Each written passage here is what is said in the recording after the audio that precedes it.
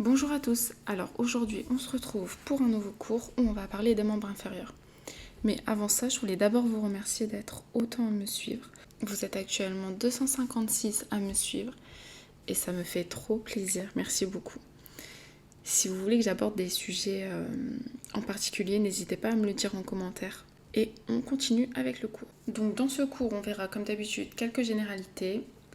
Ensuite, on parlera des os du membre inférieur, des articulations, des ligaments et on terminera par les muscles. Le membre inférieur est constitué de la hanche, de la cuisse, de la jambe et du pied. La fonction primaire du membre inférieur, c'est de supporter le poids du corps lors de la position debout, de déplacer le corps dans l'espace et il a également une fonction d'équilibre. Les membres inférieurs sont reliés au tronc depuis la ceinture pelvienne. La ceinture pelvienne est la limite entre le membre inférieur et le tronc. C'est un anneau osseux rigide et elle se compose de 3 os. Donc 2 os coxaux, droit et gauche, qui sont pairs, symétriques et qui s'articulent entre eux en avant à la symphyse pubienne.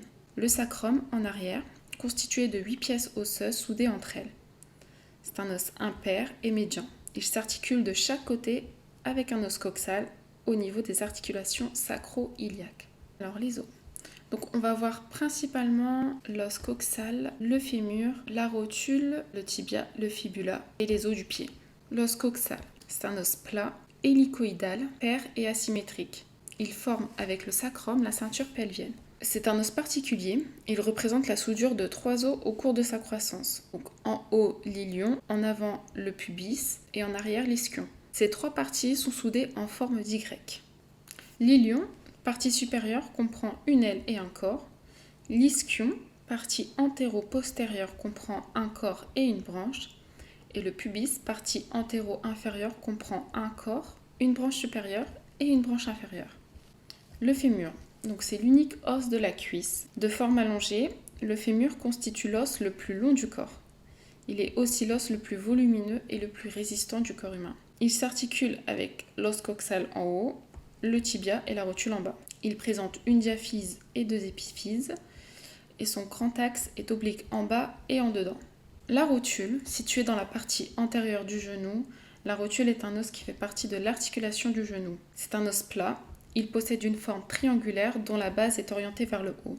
Il possède 2 faces, la face antérieure cutanée ainsi que la face postérieure recouverte de cartilage et formant une articulation avec le fémur. La base de la rotule s'insère dans le tendon du muscle quadriceps fémoral.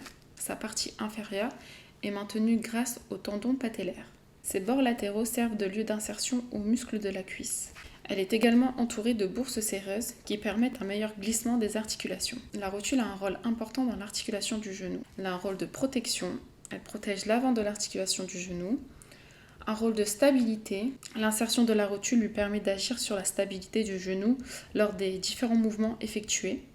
Et elle a également un rôle de mouvement de flexion-extension. Le tibia, donc c'est le deuxième os le plus long, situé à l'avant de la jambe. C'est un os pair, long, qui supporte les contraintes. Il s'articule en haut avec le fémur et la fibula, et en bas avec le talus et la fibula. C'est l'os interne de la jambe. Il a plusieurs fonctions. Il supporte le poids du corps, donc en fait il transmet le poids du corps du fémur jusqu'au pied. Il a la fonction de dynamique du genou. En fait, la dynamique du genou passe par l'articulation fémoro-tibiale et permet des mouvements de flexion, d'extension, de rotation et de latéralité. Et dynamique de la cheville passe par l'articulation talocrurale et permet des mouvements de flexion dorsale et flexion plantaire. La fibula, anciennement appelée péroné, c'est un os long, pair, asymétrique et grêle. Il est situé à l'arrière de la jambe et en dehors du tibia avec lequel elle forme le squelette de la jambe. Il s'articule avec le tibia à ses 2 extrémités et avec le talus à son extrémité distale. Le pied, donc il est composé de 26 os répartis en 3 zones, le tarse, le métatarse et les phalanges. Le tarse, ensemble des 7 os courts articulés disposés sur 2 rangées qui constituent le talon de la cheville. C'est ce qui relie le tibia et le péroné au métatarse. Composé de 7 os, talus, calcaneus, cuboïde, naviculaire et les 3 cunéiformes. Le métatarse est formé par 5 métatarsiens.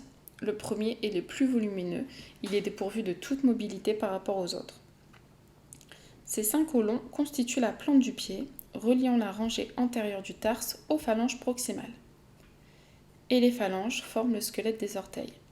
Il existe 2 phalanges pour le gros orteil et 3 pour chacun des autres orteils. Donc vous voyez bien sur le schéma les 7 petits os du tarse, métatarse, les phalanges proximales et les phalanges distales et médiales.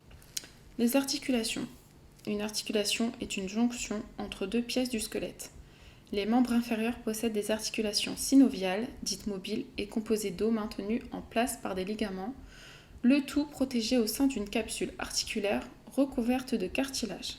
Les articulations des membres inférieurs sont l'articulation coxo-fémorale ou hanche, jonction entre l'os coxal et le fémur, l'articulation du genou et les articulations du pied. Donc dans les articulations du pied, il y a l'articulation médio-tarsienne, jonction entre les os du tarse, l'articulation tarso-métatarsienne, jonction entre les os du tarse et du métatarse, et l'articulation métatarso-phalangienne, c'est la jonction entre les os du métatarse et les phalanges. Les ligaments. Donc là, je ne vous ai pas mis tous les ligaments, je vous ai mis seulement quelques exemples. Il y a les ligaments de la cheville. Donc il existe un ligament latéral externe et un ligament latéral interne. Le ligament latéral externe comporte 3 ligaments qui partent en éventail de la malléole externe de la cheville. Et le ligament latéral interne de la cheville va de la malléole interne de la cheville à l'astragale et au calcanéum. Dernière partie, les muscles. Là, c'est pareil, je vous ai mis seulement quelques exemples de muscles. Je ne vous ai pas tout mis parce que sinon la vidéo serait bien trop longue. Alors, donc, nous avons les muscles fessiers, donc petits, moyens et grands fessiers. Ce sont les plus volumineux et les plus puissants du corps. Ils agissent ensemble dans la stabilisation du bassin et permettent les mouvements de la cuisse.